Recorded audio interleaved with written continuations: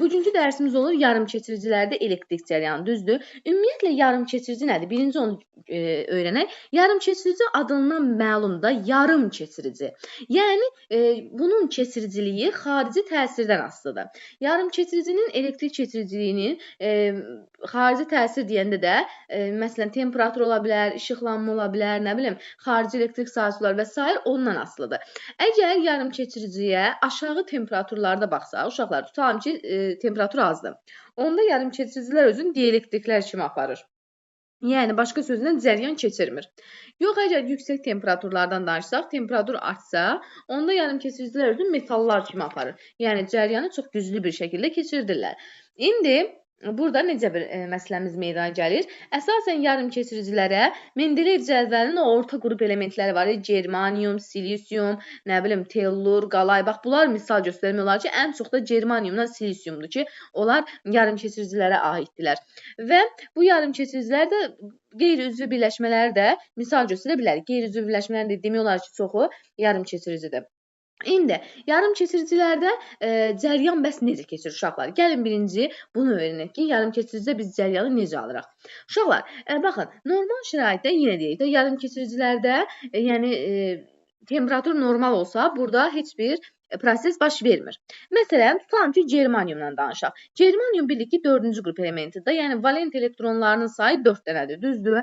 Məsələn, tutalım ki, mən burada bir dənə germanium çəkirəm və bunun dediyimiz kimi 4 dənə valent elektronu var deyə, bunun hər tərəfindən, yəni 4 dənə elektron çəkirəm. Baxın belə, 4 dənə elektron. İndi bunlar digər belə deyək, germanium molekulları ilə kovalent rabitə ilə birləşib da, düzdürmü? Kovalent rabitə də nə idi uşaqlar? Yəni, ortaq işlədirlər də elektronu, belə deyək. Ortaq işlədirlər. Məsələn, iyon rabitəsində demişdik ki, güclü olan götürür, amma burada ortaq işlədirlər. Məsələn, tutalım ki, burada bir dənə də germanium çəkirəm. Bir dənə də germanium çəkək. Onun da 4 dənə valent elektronu var. Gəlin, biraz bunu yaxından çəkəm. İndi bunun 4 valent elektronundan biri elə bu birinin elektronudur. Baxın, fikir verin. Bu da germanium olsun. Bunun da bax, bir elektronu budur. 1. İkincisi bu burada olsun. 2. Düzdürmü? 3, 4. Bax, bunun da 4 dənə elektron var. Gəlin bir 4-ünü çəkək.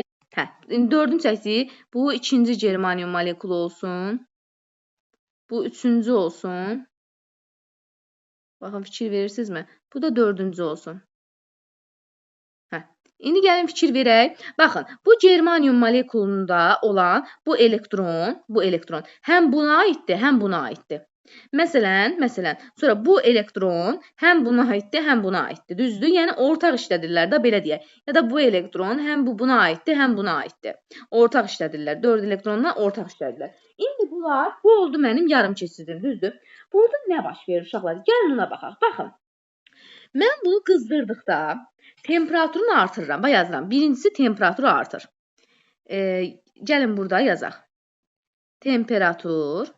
Gəlin proses görək necə baş verir. Temperatur artır. Uşaqlar, temperatur artanda nə olur? Elektronların bəziləri, yenə deyirəm, hamısı yox. Elektronların bəzilərinin kinetik enerjisi artır uşaqlar. Kinetik enerjisinin artması hesabına da sürəti artır. Və neynir? Atomu tərk edir. Fikir verdinizmi? Bax, məsələn deyirəm, bu elektron, neynir uşaqlar? Atomu tərk edir. Atomdan çıxdı. Təsəvvür edin ki, gəldi bura. Atomdan çıxdı, gəldi bura. Baxın, bu buradan çıxdı, gəldi bura. İndi buradadır. Bəs, ay müəllim, sonra nə baş verir? Uşaqlar, bundan sonra da əslində maraqlısı. Baxın, tutalım ki, deməli necə yazdıq? Bu elektron neynədir? Çıxdı atomdan. Sürəti çoxaldı da, enerjisi çoxaldı. Gəldi bura. Və uşaqlar, bunun yeri boş qalır. Boş qalır. Bax, belə. Qalır boş. Bəs sonra nə baş verir? Gəlin o boş qalmağı qırmızı rənglə göstərim. Qaldı boş. Sonra nə baş verir? Sonra digər elektronu görürsünüzmü? Bu digər elektron gəlir bu boş yeri tutur. Təzədən buranı eləyir mənfi. Amma bu səfər nə olur? Öz yeri boş qalır. Bu səfər də bura boş qalır. Sonra nə baş verir uşaqlar? Sonra bu elektron gəlir bu boş yeri tutur. Yəni, buranı təzədən mənfi eləyir. Amma yenə nə baş verir? Özünün yeri boş qalır. Başa düşdünüzmü burada nə baş verir? Burada uşaqlar hər bir elektron, yəni demirəm hamısı, yüksək kinetik enerjiyə malik olan elektronlar atomu tərk edir. Atomu tərk etdikdən sonra onların yeri boş qalır. O boş qalan yerə biz deşik deyirik uşaqlar. O deşiklər boş qalır. Amma o deşiklərin boş qalmağı çox az zaman alır. Çünki başqa bir elektron gəlir, həmən deşiyi tutur. Bu səfər də həmin elektronun yeri boş qalır. Sonra digər elektron gəlir, həmən deşiyi tutur, həmən o digər elektronun yeri boş qalır. Nəticə etibarilə fikir verirsinizsə, elektronlar burada bu şəkildə irəliyə doğru hərəkət etmiş oldular. Amma deşiklər də bir dənə fikir verin uşaqlar, deşiklər də bu şəkildə hərəkət etmiş olur. Əslində deşiklər orada hərəkət eləmir. Sadəcə bu elektron irəli gələndə əvvəl baxın bura deşik idi. Sonra bura deşik oldu. İndi də bura boşluqdur. Fikir verirsinizmi? Deşiklər elektronların əksi istiqamətdə hərəkət elədilər. Ona görə də biz burada uşaqlar deşikləri müsbət yüklü zərrəcik kimi nəzərə alırıq. Yenə deyirəm, deşik anlayışı boşluqdur. Elektronun boş qalan yeridir. Orada müsbətdən söhbət getmir. Sadəcə elektronun getdiyi istiqamətin əksi istiqamətdə deşiklər getdiyinə görə biz ona müsbət yüklü zərrəcik kimi baxırıq. Yaxşımı? Vəssalam. Bax bu şəkildə uşaqlar, bu şəkildə dövrədə cəryan yaranır. Deməli, burada nə baş verdi? Burada temperatur əvvəlcə artdı. Temperatur artmasa olmur bu hadisə. Temperatur artanda olur. Temperatur artdı. Temperatur artanda yüksək kinetik enerjiyə malik elektron atomu tərk edir. Çıxır, sərbəstləşir. Atomu tərk edəndən sonra bəs nə olur? Həmin elektronun yeri boş qalır uşaqlar. Və sonra nə olur? Başqa bir elektron gəlib o boşluğu tutur. Bu səfər də həmin elektronun yeri boş qalır. Sonra digər bir elektron gəlib həmin yeri tutur. Bu səfər də həmin elektronun yeri boş qalır. Nəticə etibarilə elektronun getdiyi istiqamət bu şəkildədirsə, deşiklərin də alındığı istiqamət bu şəkildə olur. Yəni sanki mənfilər cəryan mənbəyinin müsbət qütbünə, deşiklər də, yəni müsbətlər də cəryan mənbəyinin mənfi qütbünə gedir. Beləcə dövrədə cəryan yaranır. Başa sala bildinmi necə? Vəssalam, bu olur bizim yarım keçiricilərdə cəryanın yaranma prosesi. Cəryan bu şəkildə yaranır. Baxın uşaqlar, bu şəkildə də eyni şeyi ifadələmişəm. Sadəcə germanium və sairlə qoymamışam, daha primitiv şəkildə ifadələmişəm. Gəlin bir dənə bura baxaq. Baxın, burada mən nə görürəm? Burada mən görürəm ki, bir dənə elektronum var. Düzdür? Baxın, bu elektron əvvəl burada idi. İrəliyə doğru sıçradı. Bu bir elektronun yeri boş qaldı. Sonra nə oldu? 2 elektronu gəldi, bu bir elektronun yerini tutdu. Bu səfər də sonra 2 elektronun yeri boş qaldı. Sonra arxada olan 3 elektronu gəldi, bu 2-nin yerini tutdu və bu səfər də onun yeri boş qaldı. Yəni buradan da asanlıqla görürəm ki, elektronlar irəliyə doğru hərəkət edirlər. Baxın, fikir verin. Elektronlar burada bu şəkildə hərəkət edirlər. Belə, bir dəqiqə, belə. Aha, deşiklər amma əvvəl burada alınmışdı, sonra burada alındı, sonra burada alındı. Deşiklər də sanki geriyə doğru hərəkət edir. Yəni biz də demişik də müsbət mənfiyə gedəndə, mənfi müsbətə gedəndə, dövrə də cəryan mənbəyinə qoşulanda dövrədən cəryan keçir də uşaqlar. Vəssalam. Yəni yarım keçiricilərdə cəryanın yaranma mexanizmi bu şəkildədir. İndi belə bir şey var. Əgər yarım keçiriciyə heç bir aşkar əlavə olunmayıbsa, aşkar deyəndə uşaqlar yad maddə nəzərdə tutulur. Yəni tərkibində atom olan başqa bir maddə nəzərdə tutulur. Əgər yarım keçiriciyə heç nə əlavə olunmayıbsa, o yarım keçirici təmiz yarım keçiricidir. Onun da elektrik keçiriciliyi məxsusi elektrik keçiriciliyidir. İndi məxsusi elektrik keçiriciliyinin iki növü var. Elektron keçiriciliyi və deşik keçiriciliyi. O deşik də yenə deyirəm, bizim üçün müsbət qəbul olunur. Amma deşik nə oldu? Heç nə. Elektronun atomu tərk edildikdən sonra elektronun boş qalan yeri bizim üçün deşik anlayışıdır. Elektron uşaqlar N tip deyirlər. Niyə? Çünki elektron özü mənfidir. Negativ sözünün başlıq hərfi N olaraq qəbul edilib. Deşik də bizim üçün müsbətdir. Pozitiv sözünün başlıq hərfi olaraq da P tip qəbul edilib. Yəni elektron keçiriciliyi N tipdir, deşik keçiriciliyi də P tipdir. Məxsusi keçiricilikdə, yəni təmiz yarım keçiricilərdə uşaqlar elektronların sayı elə təqribi olaraq deşiklərin sayına bərabər olur. Yəni nə qədər elektron varsa o qədər də deşik olur. Çünki elektron irəli gedir, yeri boş qalır da. Orada əlavə elektron ya da əlavə deşik əmələ gəlmir. Yaxşımı? Elektronların sayı deşiklərin sayına bərabər olur. Bu olur bizim məxsusi keçiriciliyimiz. Hə, və dedik ki, uşaqlar, yarımkeçiricilər metallarla dielektriklər arasında aralıq mövqe tutur da, düzdürmü? Mən dedim, nə dedik? Dedik ki, temperatur çox-çox artdıqca yarımkeçiricilər özləri metallar kimi aparırlar. Ona görə də burada təbii ki, müqavimət, yəni xüsusi müqavimət yarımkeçiricilərdə xüsusi müqavimət temperaturdan tərs asılıdır uşaqlar. Temperatur artdıqca, çünki burada nə baş verir? Cəryan neyinir? Artır da uşaqlar, düzdür? Çünki temperatur artdıqca müqavimət azalır, elektronlarla deşiklərin sayı artır və beləcə burada da cəryan da artmış olur. Deməli, bu belə. Sonra burada biz nəyi deyə bilərik uşaqlar? Aşağı temperaturda dedik, yarımkeçirici özünü dielektrik kimi aparır, cəryan keçirmir, amma yuxarı temperaturda özün metallar kimi aparır. Yenə deyirəm, yuxarı temperaturda nə baş verir? Temperatur artır, elektronların bəzilərinin sürəti artır və beləcə atomu tərk eləyir, yeri boş qalır, o boş qalan yeri başqa bir elektron tutur və beləcə ardıcıl sıçrayışlar nəticəsində dövrədə cəryan yaranır. Belə. Bu oldu bizim yarımkeçiriciliyimiz. Sonra dedik, iki cür yarımkeçiricilik var. N-tip, P-tip. İndi uşaqlar, burada belə bir şey var. Yarımkeçiricilər, ola da bilər ki, yarımkeçiricilərin tərkibinə aşqar daxil edilsin. Aşqar nədir? Yenə deyirəm, başqa bir maddə kimi düşünün. Yəni, yad cisim, yad bir maddə daxil edilir ki, o yad maddənin də tərkibində nə var? Təbii ki, atom var, molekul var, yəni elektronlar var. Əgər, belə bir şey deyə bilər ki, əgər burada elektronlar, məsələn, tutalım ki, aşqar daxil eləmişəm, aşqarın elektronunun sayı çoxdur. Yarımkeçiricinin elektronunun sayından daha çoxdur. Onda burada keçiriciliyimiz elektron keçiriciliyi olur. Yox, əgər daxil edilən aşqarda elektronun sayı yarımkeçiricinin elektronunun sayından azdırsa, onda burada P-tip yarımkeçiricilik yaranır. Gəlin, baxaq, bu nə deməkdir? Bax, tutalım ki, germanium mənim yarımkeçiricimdir, düzdür? Germanium, bir dəqiqə, germanium mənim yarımkeçiricimdir. Və mən bilirəm ki, germanium 4-cü qrup elementidir. Qrup elementində olsun, nömrə də nəyə göstərir? Elektronların sayını göstərir. Deməli, germaniumda 4 valent elektron var. Əgər sən buna aşqar olaraq 5-ci ya da 6-cı qrupun hər hansı bir elementini göstərəndə nə baş verir uşaqlar? Bunun özündə 4 elektron var idi, amma sənin əlavə elədiyində 5 elektron var, 6 elektron var. Yəni, burada sən elektronun sayını artırmış olursan da, düzdür? Ona görə də bu N-tip keçiricilikdir, yəni elektron keçiriciliyidir. Burada da elektronların sayı böyük olur deşiklərin sayından.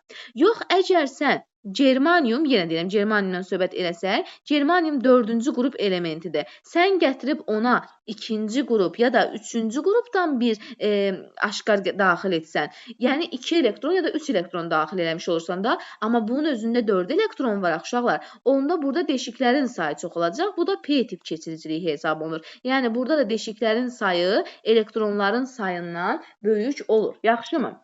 İndi, sonra burada biz nə deyə bilərik? Donor aşqar var, akseptor aşqarlar var. Donor aşqar odur ki, uşaqlar öz elektronlarını asanlıqla versin və sərbəst elektronların sayı artsın. Bunlar olur donor aşqarlar və bu da yenə deyirəm N-tip yarımkeçiricilərdə. Burada N-tip yarımkeçiricilərdə elektronlar əsas yük daşıyıcılardır, deşiklər isə qeyri-əsas yük daşıyıcılardır. Yaxşımı? Bu şəkildə baxa bilərik.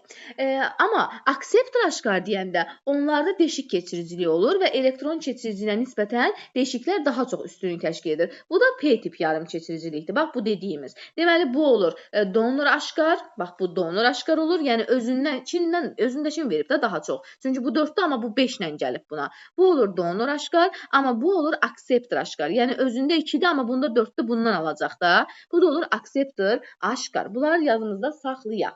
Vəssalam. İndi bunlar olur bizim əsas öyrənməli olduğumuz şeylər. İndi uşaqlar, bizdə belə bir şey var. Tutalım ki, müxtəlif tipli iki yarımkeçirici kontakt var. Biri P-tipdir, biri N-tipdir. Mən onları birləşdirib P-in keçidli yarımkeçiricinin cəryan mənbəyinə qoşmaq istəyirəm. Baxın, tutalım ki, gəlin belə danışaq. Mənim 2 dənə yarımkeçiricim var. Gəlin belə baxaq, belə çəkəcəm. 2 dənə yarımkeçiricimiz var, onları birləşdirmişəm uşaqlar. Onları birləşdirmişəm. Bura P-tip olsun. Bu P tip yarım keçirici olsun. Yəni tərkibində deşiklərin sayı çoxdur. Bu da olsun N tip yarım keçirici. Yəni tərkibində elektronların sayı çoxdur. Düzdür? İndi məsələ belə bir şey var. Ay müəllim, mən bunu cəryan mənbəyinə necə qoşum ki, dövrədə cəryan keçsin? Uşaqlar, baxın, burada iki məqam var. Biri var düz keçid. Gəlin düz keçidə baxaq. Gəlin düz keçidə baxaq. Uşaqlar, bu P tip hissədə nələr çoxdur? Deşiklər çoxdur. Loru dildə desək, müsbət zərrəciklər çoxdur da. Ona görə buradan müsbətləri çəkirəm. Baxın, buradan ona görə də belə müsbət elektronlar, müsbət deşiklər çəkirəm üzr istəyirəm. Müsbət deşiklər. Bunlar oldu mənim müsbətlərim. Bu tərəf isə N tipdir, düzdürmü? N tipdə demişdik elektronlardır da. Buradan da elektronları çəkirəm. Aha. Buradan da elektronları çəkirəm. Dəqiqə. Hə. İndi belə bir məsələ var. Mən bunu cəryan mənbəyinə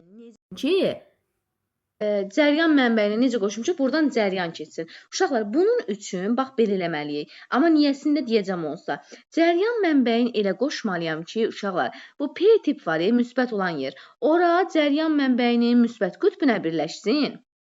Bu N tip olan yer var, ha. Orada cəryan mənbəyinin mənfi qütbünə birləşsin. Mən bunu belə qoşmalıyam. Ay müəllim, bəs niyə? Gəlin niyəsinə baxaq uşaqlar. Baxın, tutalım ki, bura mənim müsbət qütbümdür, bura da mənim mənfi qütbümdür. Düzdür? Gəlin görək nə olur. Uşaqlar, baxın, bu müsbətləri görürsünüzmü? Bu müsbətlər, bu elektronların içindən keçir, bu şəkildə gəlib özün mənfiyə çatdırır. Fikir verdinizmi? Yəni əslində yenə deyirəm, bu naqilin içində baş verir, ha. Sadəcə özüm aşağıdan çəkirəm ki, yəni bu müsbətlər əslində bunun içindədir, bax burada. Buradan onlar belə bu şəkildə gəlirlər, buradan belə mənfiyə özlərini çatdırırlar. Lap istəyirsinizsə elə eləyək. Bu P-ni N-i yuxarısında yazaq. Ayso, indi bu şəkildə göstərək. İndi görün burada nə baş verir uşaqlar. Bunlar özü nədir? Müsbətdir. Müsbət cəryanın harasına gedər? Mənfisinə. Ona görə bu müsbətlər hamısı nizamlı şəkildə gəlir, bax, bu şəkildə cəryan mənbəyinin mənfi qütbünə. Aydın oldu mu? Sonra nə baş verir? Buradan, bura niyə belə oldu? Hə. Gəlirlər cəryan mənbəyinin, deməli, bu müsbətlər belə gəlirlər cəryan mənbəyinin mənfi qütbünə. Və sonra nə baş verir? Bu mənfilər boş qalırmı? Yox. Mənfilər də buradan hamısı istiqamətlənmiş bir şəkildə gəlirlər cəryan mənbəyinin müsbət qütbünə. Fikir verirsinizmi? Dövrə qapandı uşaqlar. Baxın, dövrə bu içindən də keçdi belə, bu tərəfdən də belə keçdi. Dövrə kapandığına görə də uşaqlar, burada nə olur? Burada cəryan yaranır. Yəni düz keçiddə cəryan yarandı. Deməli, burada nə oldu uşaqlar? Daha bir yaxşı sərgər çəksək, müsbətlər buradan baxın belə istiqamət aldılar, özləri mənfiyə çatdırdılar. Uşaqlar, cəryan mənbəyinin mənfi qütbünə. Həmçinin mənfilər də öz növbəsində istiqamət aldılar bu istiqamətdə, özlərini çatdırdılar cəryan mənbəyinin müsbət qütbünə, yəni anoduna. Beləcə dövrə tamamilə qapandığına görə dövrədən cəryan keçdi. Yəni baxın, bu hissə fikir verin, tamamilə qapanıb. Bura tamamilə qapanıb ona görə. İndi gəlin tərs keçidə baxaq uşaqlar. Gəlin tərs keçidə baxaq. İndi bir dənə fikir verin, yuxarıdakına baxın. Burada müsbəti birləşdirmişdim, mənfiyə mənfini. Amma burada müsbətə gətirib mənfi tərəfi birləşdirmişəm, fikir verirsinizsə. Mənfiyə də gətirib müsbət tərəfi birləşdirmişəm. Düzdürmü? İndi gəlin görək burada nə baş verir uşaqlar. Gəlin bir dənə məntiqlə fikirləşək. Bunlar nədir? Bunlar müsbətdir. Müsbət hara gedər? Mənfiyə. Ona görə də müsbət bunun içindən keçmir də uşaqlar. Qayıdır geri. Çünki onun məqsədi mənfiyə çatmaqdır axı. Gəlir mənfisinə. Bəs mənfi elektronlar neyinir? Onlar da öz növbəsində niyə belə bunun içindən keçsin ki, mənfi mənfiyə getməz axı? Mənfi başlayır müsbətə getməyə. Yəni aşağı düşür. Fikir verdinizmi uşaqlar? Bunlar belə gəldi. Bunlar belə getdi. Axı buradan bir-birinin içərisindən keçmədilər. Yəni sanki burada açar açıqmış kimi qaldı. Buradan cəryan keçmədi. Burada bu müsbətlər bu mənfiyə çatmaq üçün bunun içindən keçmişdi. Həmçinin burada bu mənfilər bu müsbətə çatmaq üçün bunun içindən keçmişdi və dövrə ümumi qapanmışdı. Amma tərs keçiddə müsbət heç bu tərəfə baxmır. Müsbət deyir mənfi aşağıdadır, mənfiyə gedir. Mənfi deyir müsbət buradadır, müsbətə gedir. Bu hissədən cəryan keçməmiş olur. Ona görə də demək olar ki, uşaqlar tərs keçiddə dövrədən cəryan keçmir. Ona görə də bizdən məsələn soruşulsa ki, düz keçid ümumiyyətlə necə qoşulmalıdır dövrəyə? Belə deyir ki, P hissəsi, yəni P tip olan, müsbət olan cəryan mənbəyinin müsbət qütbünə, mənfi olan da cəryan mənbəyinin mənfi qütbünə qoşulmalıdır. Əzbərləyə də bilərsiniz, amma mən niyəsini də dedim ki, yəni bizə burada heç nə qaranlıq qalmasın. Yaxşımı? Bunu da çalışaq ki, bu şəkildə öyrənək ki, sonra bir çətinliyimiz olmasın. Burada P-nin keçidinin volt-amper xarakteristikası baxın olacaq bu şəkildə.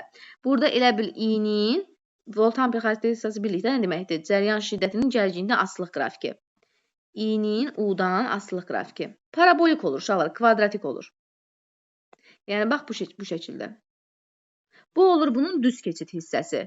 Yəni, gərginlik artdıqca cəryan onun kvadratı qədər artır. Tərs keçid də buradır, uşaqlar, bax belə. Mənfi də, mənfi hissədə. Burada olur tərs keçid. Yəni, bir şey verirsə, mənfi qiymətlər alır. Və salam, bu da olur bizim üçün volt-amper xarakteristikası. İndi uşaqlar, burada var nə? Yarımkeçirici cihazlar. Gəlin, onlar haqqında da öyrənək. Uşaqlar, yarımkeçirici cihazlardan ən məşhur olanı vakuum diodudur. Birinci yazaq, nə? Vakuum diodu. Vakuum diodu, uşaqlar, dəyişən cəryanı düzləndirmək üçündür. İş birincisi nəyə əsaslanacaq? P-in keçidinə əsaslanır. Uşaqlar, gəlin.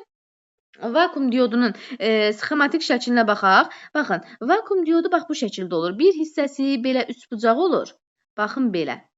Üçbucaq. Bir hissəsi belə düz olur. İndi belə bir şey var ki, uşaqlar, bu vakuum diodunda üçbucaq gördüyünüz hissə var.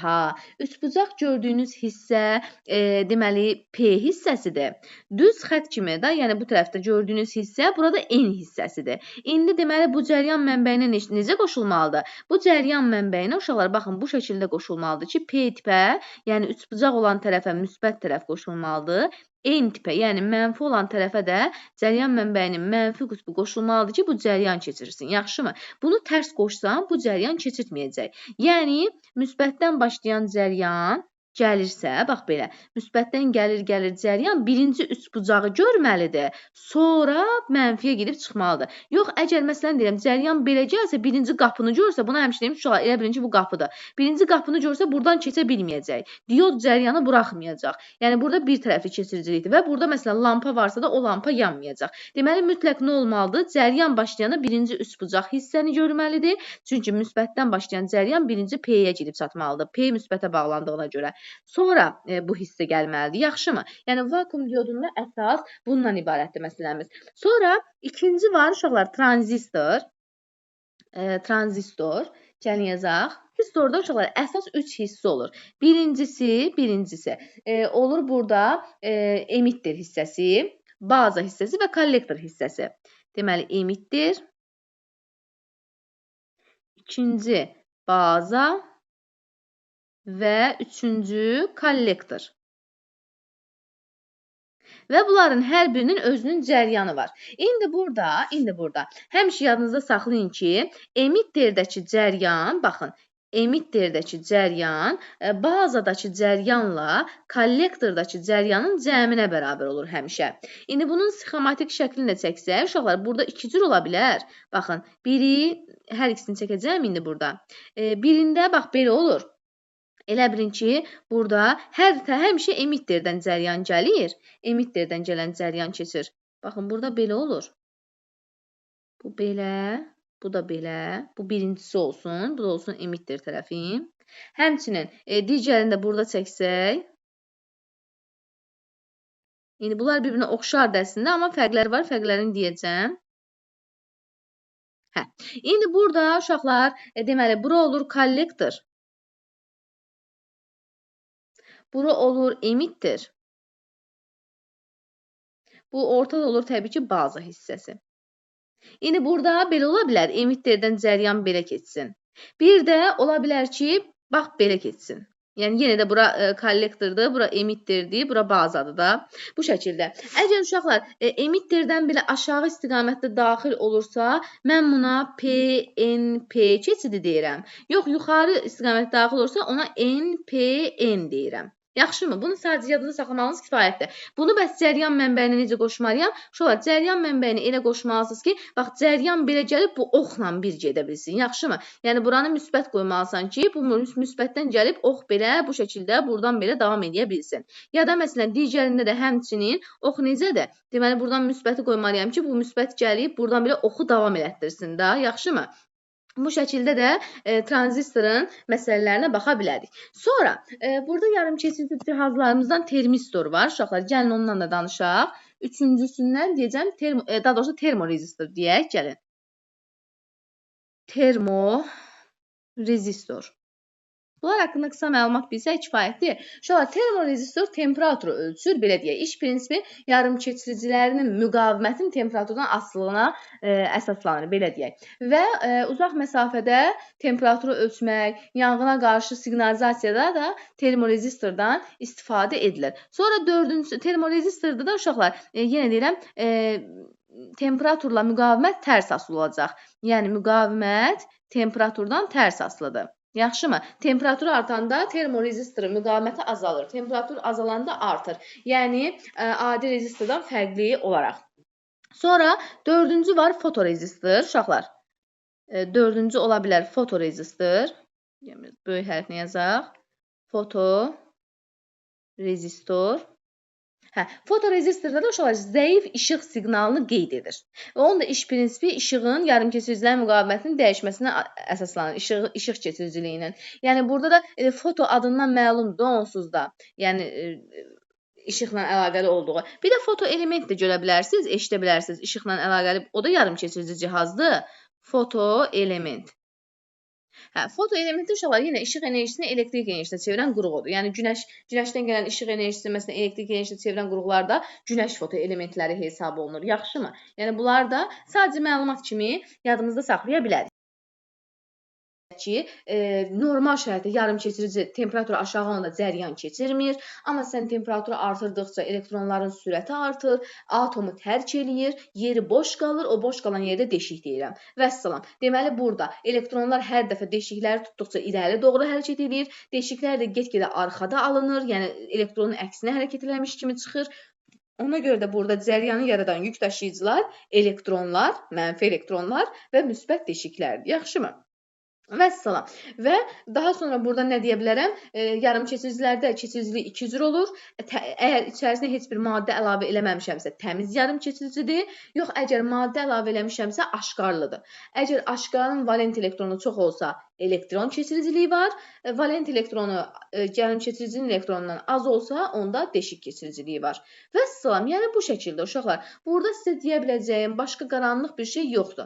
Əgər yenə də nəsə sualınız olsa, əlbəttə ki, deyərsiniz. Bir də yadınızda saxlayın ki, yarımkeçiricilərin müqaviməti temperaturdan tərs asılıdır. Müqavimət nə qədər artsa, daha doğrusu temperatur nə qədər artsa, müqavimət bir o qədər azalır.